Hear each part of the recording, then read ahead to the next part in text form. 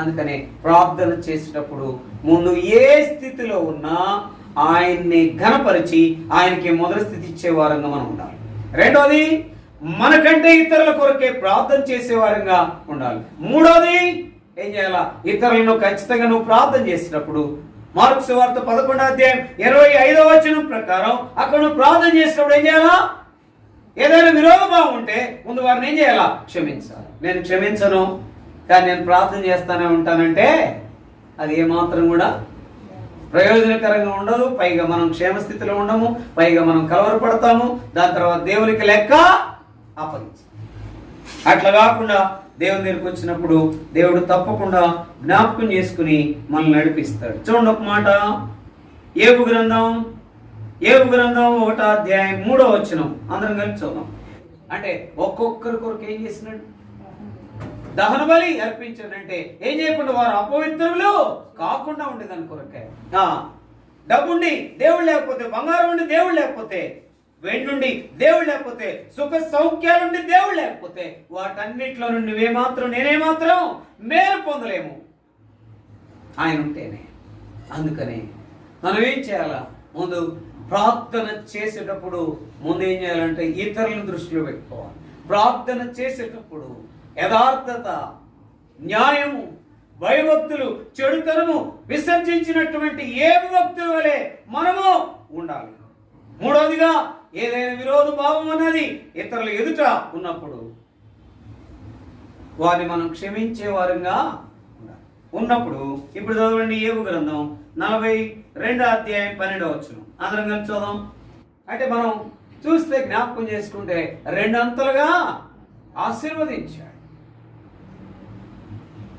ప్రార్థన చేసి సరళ మనకు తెలిసినప్పుడు, ఆ క్రమంలోనికి వచ్చినప్పుడు తప్పకుండా ఏబుని ఆశీర్వదించినటువంటి దేవుడు, ఏబుని జ్ఞాపకం చేసుకున్న దేవుడు నన్ను కూడా జ్ఞాపకం చేసుకుంటాడు. ఈనాడు సంఘంలో ఇలాంటి వారు కావాలి, ఇలాంటి వారు ఉండాలి. ఇలాంటి రీతిగా ఏబు చేసిన ప్రార్థన చేయాలి. అప్పుడు ఖచ్చితంగా సంఘంలో ఉన్న వారందరూ ఏమవుతారు?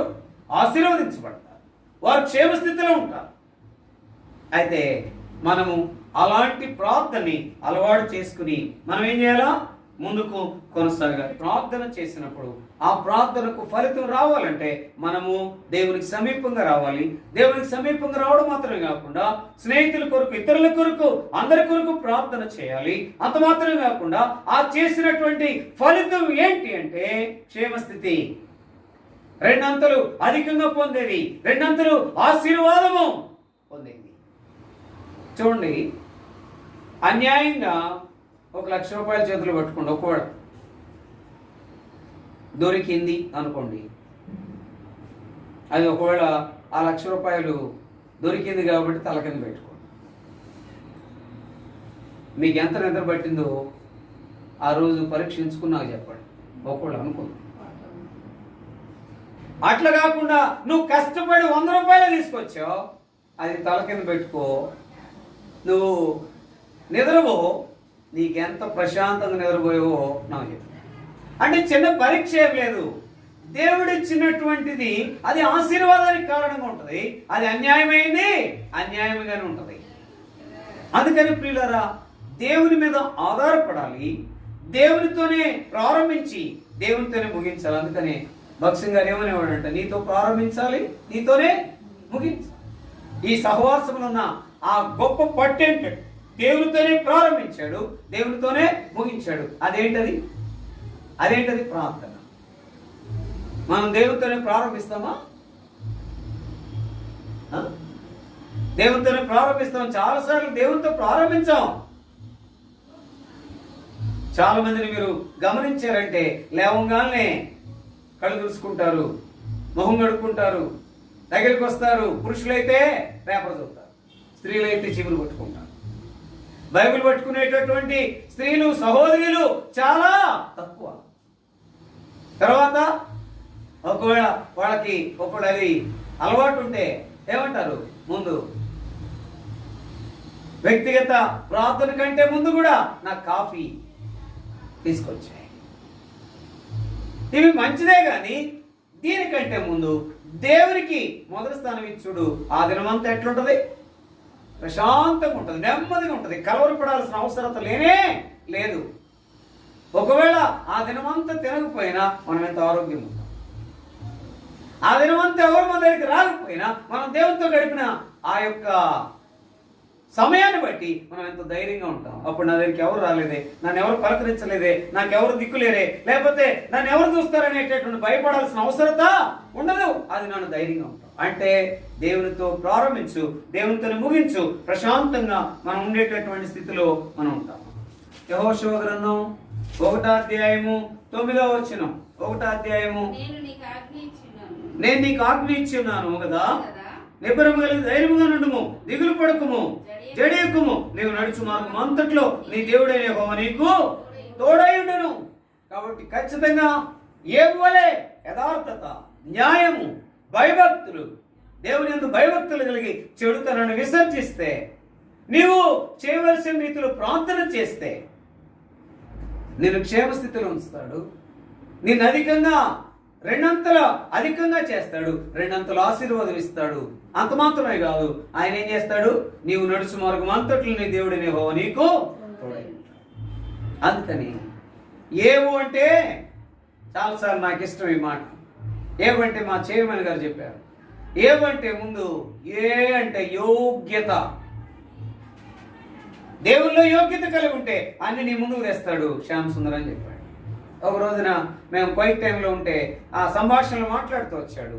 దేవుల్లో నీవు ఉన్నావంటే ఆ యోగ్యంగా ఉండు, దేవుడు అన్ని నీ ముందుకు తెస్తాడు, నువ్వేం కలవరపడక్కర్లా. రెండోది బుద్ధి కలిగి ఉండు. ఏ వాళ్ళు ఏం కలిగి ఉండాలా? చెడుతనమును విసర్జించడం అంటే బుద్ధి కలిగి ఉండటమే. ఆ బుద్ధి ఏంటంటే దేవుని మీద మాత్రమే కాన్సన్ట్రేషను. ఆయన ఎప్పుడు వస్తాడో తెలియదు కనుక ఆ సమయం వరకు కనిపెట్టడమే. బుద్ధి కలిగి ఉండు. అబ్బా, అది నేను ఎన్నడూ మర్చిపోలేదు. రెండోది చూడండి ఒక మాట, 37:28 అందరం కలిపి చూద్దాం. అనగా యెహోవా వాగ్దానమును యెహోవా న్యాయమును ప్రేమించువాడు ఆయన తన భక్తులను విడవడు, వారు ఎన్నటికి కాపాడబడుదురు గాని భక్తిహీనుల సంతానము నిర్మూలమగును. అంటే ఆయన ఏంటంటే ఏం ప్రేమిస్తాడంట? న్యాయాన్ని ప్రేమిస్తాడు. రెండోది ఆయన భక్తులను విడవడు. అందుకని ఏబులో ఏముంది? న్యాయం ఉంది. యథార్థవంతుడును న్యాయవంతుడును అయి దేవుని యందు భయభక్తులు కలిగి చెడుతనమును విసర్జించినవాడు, న్యాయమును ప్రేమించేవాడు. అందుకని ఏబులో న్యాయం ఉంది కనుక ఆ న్యాయముగా రెండంతల అధికము, రెండంతల ఆశీర్వాదము, క్షేమస్థితిలో ఉంచినటువంటి స్థితి. వాస్తవానికి ఆ తనకున్నంత ఆ ఆస్తి అంతా పోయింది, తన బిడ్డలందరూ చనిపోయారు. మరలా దేవుడు రెండంతల ఆశీర్వాదాన్ని రెండంతలు అధికంగా చేసి క్షేమస్థితిలో ఉంచడానికి కారణం ఏంటంటే ఆ మర్మయుక్తమైన ప్రార్థన, ఆ న్యాయమైనటువంటి ప్రార్థన, ఆ యోగ్యమైనటువంటి ప్రార్థన, భయభక్తులతో కూడినటువంటి ప్రార్థన చేశాడు కనుకనే తనకి ఏది కూడా. అందుకని అలాగా మనం ప్రార్థన చేసామంటే మనకు కూడా ఏబోలే ఆ రెండంతల ఆశీర్వాదము కలిగి ఏది తక్కువ లేకుండా ఉంటాం. అయితే ఆయన తన భక్తులను విడవడు. ఒకటి తన బిడ్డలైన వారి మార్గం అంతట్లో తోడుగా ఉంటాడు. ఆయన తోడుగా ఉంటే ఇంకేం కావాలా? రెండోది ఆయనే విడవకుండా ఉంటే ఇంకేం కావాలా?